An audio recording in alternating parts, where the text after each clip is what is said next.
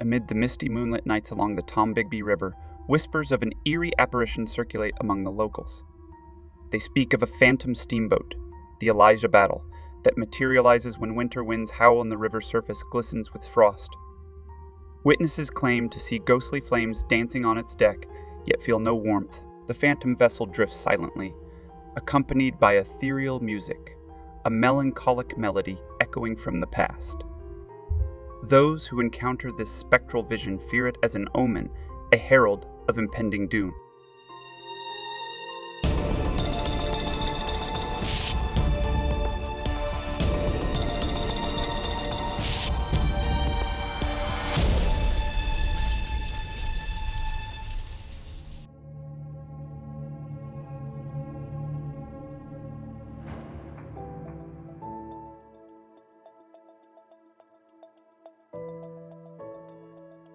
Welcome to the Archives. Today we embark on an extraordinary adventure into the depths of history, a journey that will transport you to the heart of the Antebellum South, to a time when steamboats ruled the rivers and cotton reigned as king. I invite you to join me as we unravel the haunting tragedy of the steamboat Eliza Battle.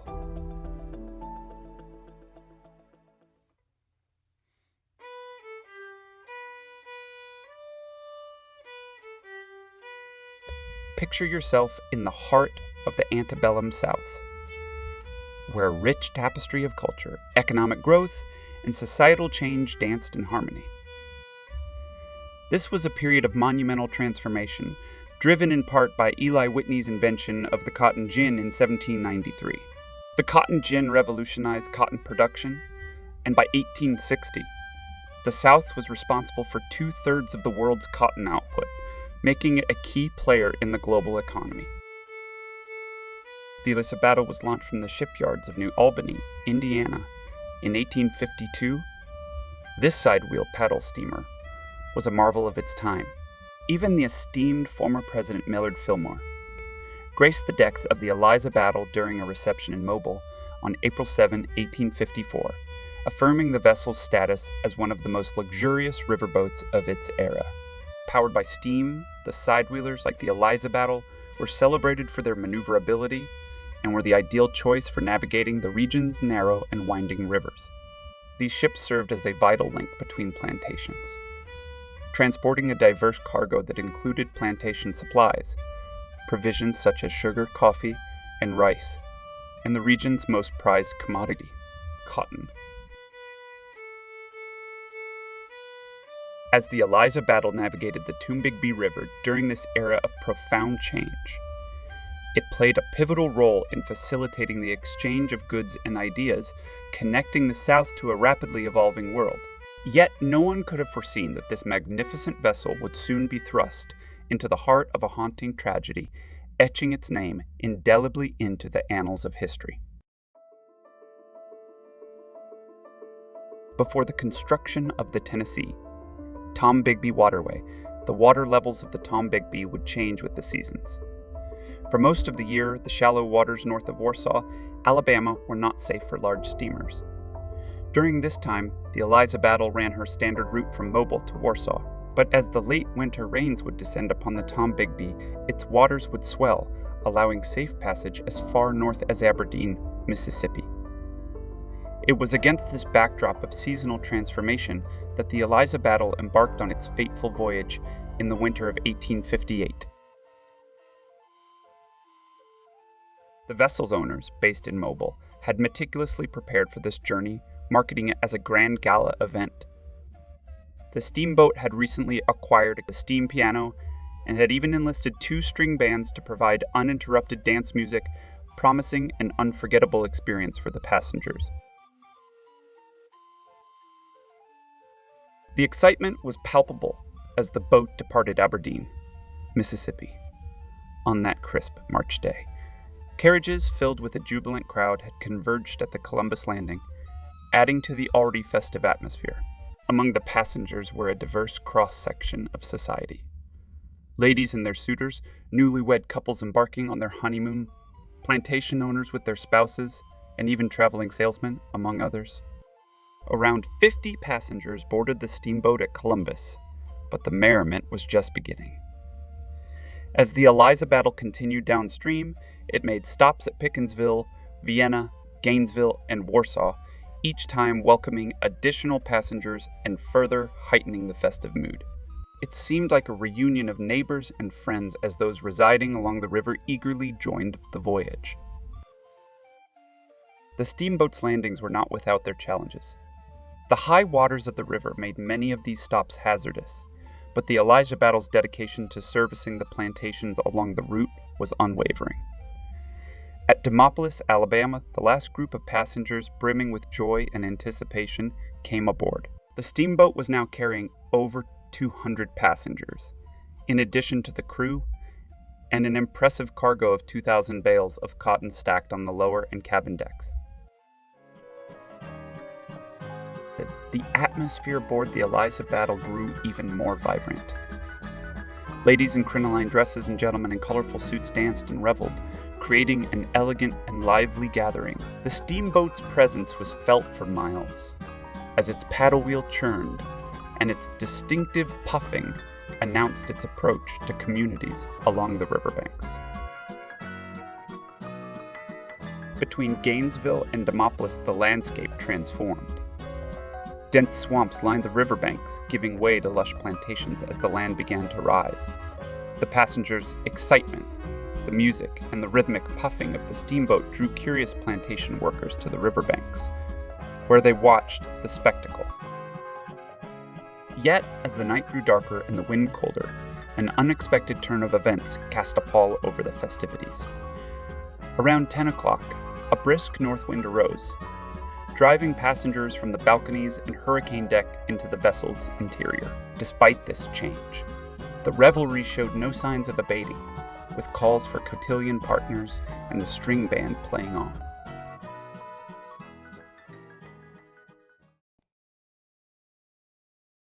The night had plunged into a bitter cold, marked by heavy sleet falling from the sky and a biting wind that seemed to pierce through the bone. The swollen and raging river had submerged the low banks, leaving only the tops of trees visible above the water's surface. And then, in the midst of this icy darkness, a terrifying cry pierced the air, the cry of fire. The alarm spread like wildfire as passengers made the horrific discovery that the Eliza Battle was ablaze. Panic seized the passengers as the brisk wind fanned the flames, causing them to spread rapidly. The once festive vessel now became a fiery inferno, with the desperate cries of passengers filling the frigid night air. Amid the chaos, men hurriedly pushed bales of cotton into the river, hoping to create makeshift rafts for their loved ones. Dozens of passengers leapt into the icy waters, struggling to reach the safety of the riverbank. Many managed to cling to the tops of partially submerged trees, their bodies exposed to the bone-chilling cold. Tragically, some succumbed to the numbness, losing consciousness and falling into the unforgiving river, where they met a watery grave.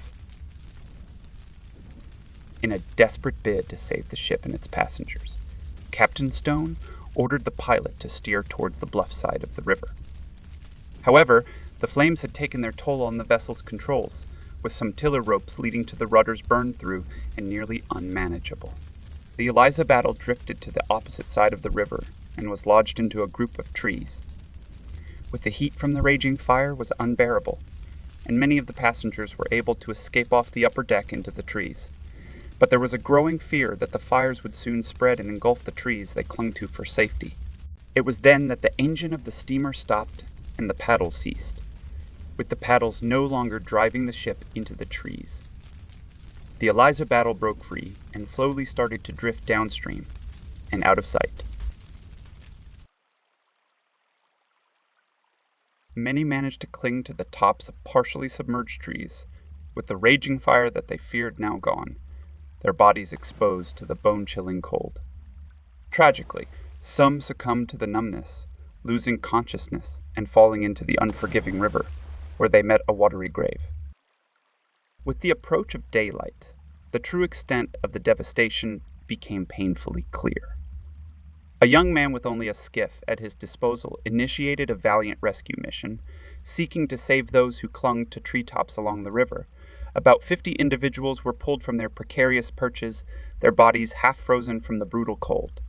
They were sheltered in plantation homes and outhouses, laid upon hay and corn fodder, as enslaved individuals built massive fires to help them thaw out.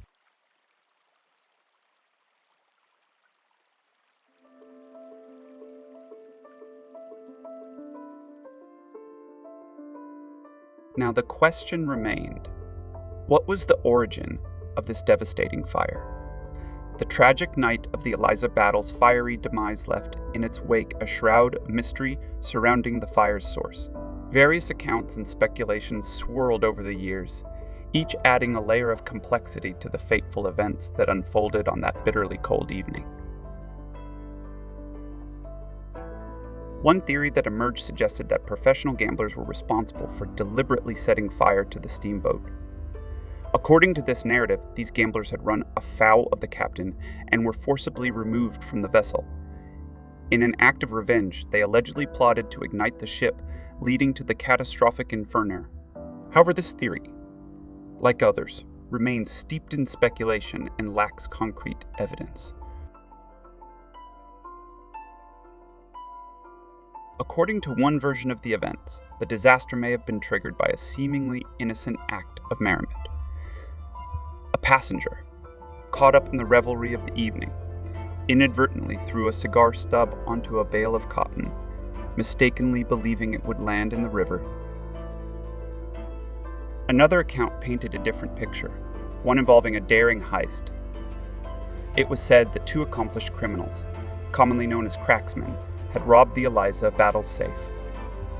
As they made their escape, they purportedly smashed an oil-burning lantern onto a bale of cotton, igniting the fire deliberately to cover their tracks. While this theory added intrigue to the story, it, too, lacked conclusive evidence.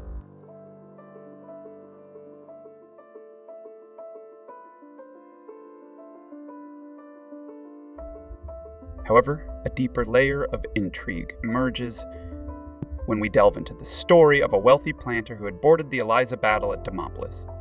Loaded with his cotton and the sizable sum he had received as payment, he found himself in a vessel already overcrowded with passengers. As a result, he was assigned a room in the Texas, the top deck crew quarters. Night had fallen as the steamboat left Demopolis, and the planter locked his valuable money in his stateroom, then joined the festivities in the main cabin. The ship's deck crew, predominantly immigrants, included two Irishmen who hatched a sinister plot to pilfer the planter's money. Their opportunity presented itself when the Eliza Battle made a stop at Beckley's Landing, approximately 32 miles south of Demopolis. Under the cover of darkness and in the midst of the ship's departure confusion, the two Irishmen entered the planter's stateroom. They seized the satchel containing the money, ignited the mattress, and hastily closed the door. Just as the steamboat cast off, the two conspirators disappeared up the riverbank, leaving behind a room engulfed in flames.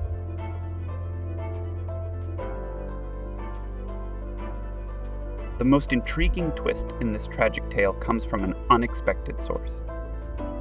An old man on his deathbed in New York City, about 30 years after the Eliza Battle disaster.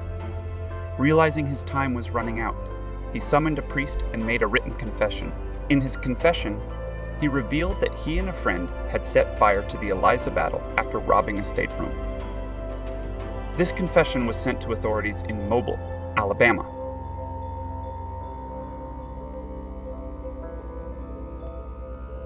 Among these speculations, one account stands out as the most plausible explanation for the origin of the fire.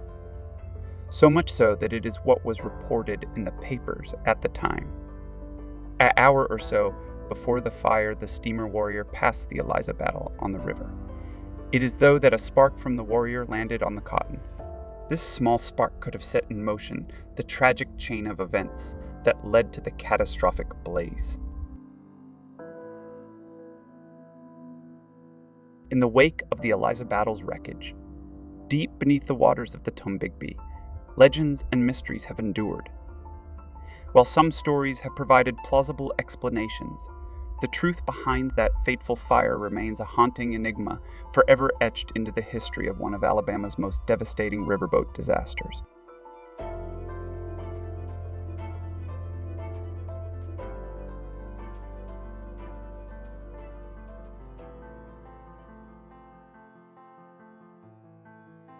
The tragic saga of the Eliza Battle, Alabama's most infamous steamboat disaster, did not conclude with the fiery catastrophe on that chilling March night in 1858.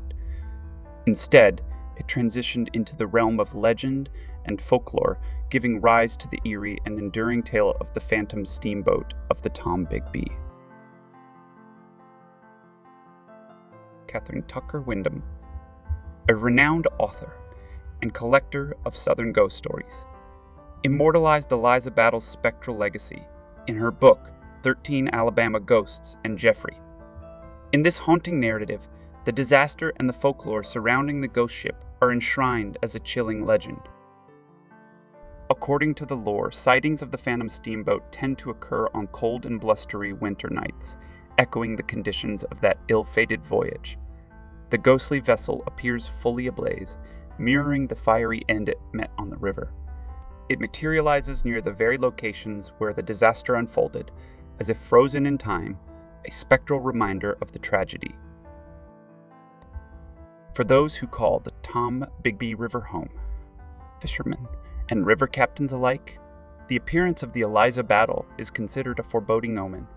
Encountering this spectral steamboat is believed to be a dire warning of impending disaster, a harbinger of misfortune that casts a chilling shadow over the still waters. The legend of the phantom steamboat of the Tombigbee, born from the ashes of tragedy, serves as a haunting testament to the enduring power of stories and the indelible mark left by history's most calamitous events. Whether it be a vessel adrift with no living crew or a spectral reminder of a bygone era, the ghost ship lives on, weaving its eerie tale through the annals of Alabama's folklore.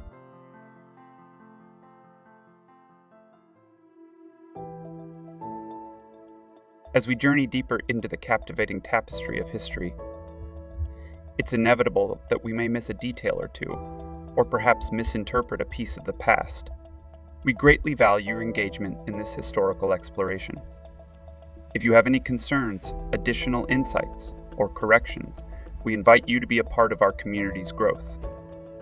Your feedback is invaluable in our quest for historical accuracy. Please don't hesitate to leave a comment or reach out to us directly. We thrive on constructive discussions and strive to foster an open and respectful environment for fellow history enthusiasts.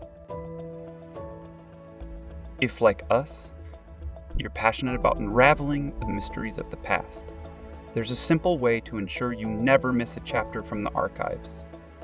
Just hit that subscribe button and ring the notification bell. By doing so, you become a vital part of our journey, and together we'll keep the flame of curiosity burning brightly. Thank you for joining us on this extraordinary voyage through history. Subscribe now, and let's continue our exploration of the world's most captivating stories right here at the Archives.